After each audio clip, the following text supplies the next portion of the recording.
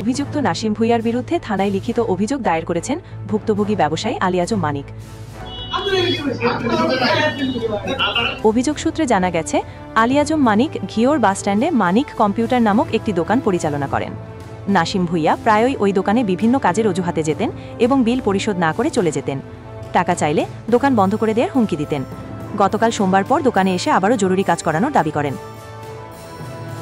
দোকানদার মানিক তখন অন্য কাস্টমারের কাজে ব্যস্ত থাকায় কিছু সময় অপেক্ষা করতে বলেন। পরে রাত 9টার দিকে ক্ষিপ্ত হয়ে নাসিম দোকানদার মানিকে দাড়ি হেঁচড়া শুরু করেন এবং অকথ্য ভাষায় গালিগালাজ করেন। মানিক গালাগাল থেকে বিরত থাকতে বললে অভিযুক্ত নাসিম তার ওপর এলোপাথারি চড়থাপড় মারেন। ঘটনাটির সুষ্ঠু বিচার ও অভিযুক্তের শাস্তির দাবি জানিয়েছেন স্বজন এবং এলাকাবাসী। 10-20 টাকা দিয়ে চলে যায়, টাকা চাইলে চোখ রাঙায়, রাগান্বিত হয়। এলাকাতে বা ওর কোনো নির্দিষ্ট কোনো পেশা নাই, ওই জমির দালালি বা এর কাছ থেকে ওর কাছ থেকে টাকা নিয়ে আপনি যে কোনো দোকানে গেলে জিজ্ঞাসা করতে পারবেন, জিজ্ঞাসা করলে জানতে পারবেন ওর লেনদেন ভালো না। যে কোনো দোকানে গেলে এই দোকানদাররা তাকে কোনো কিছু দিতে চায় না, কারণ সে ঠিক মতো টাকা দেয় না।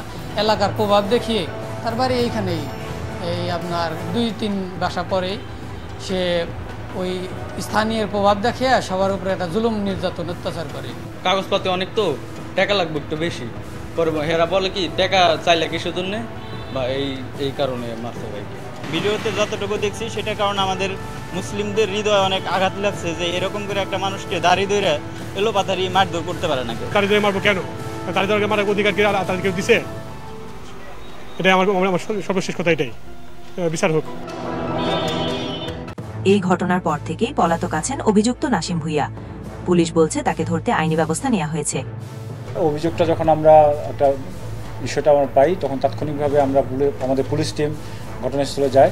ঘটনাস্থলে গিয়ে বিষয়টা প্রাথমিক ইনভেস্টিগেশন করে এবং পরবর্তীতে আজকে লিখিত অভিযোগের প্রেক্ষিতে এই বিষয়ে একটা মামলা রেকর্ড করা হয়েছে, মামলা রুজু করা হয়েছে এবং মামলা রুজু করার পরবর্তীতে আমরা এ ব্যাপারে প্রয়োজনীয় যথাযথ আইনগত ব্যবস্থা গ্রহণ করি।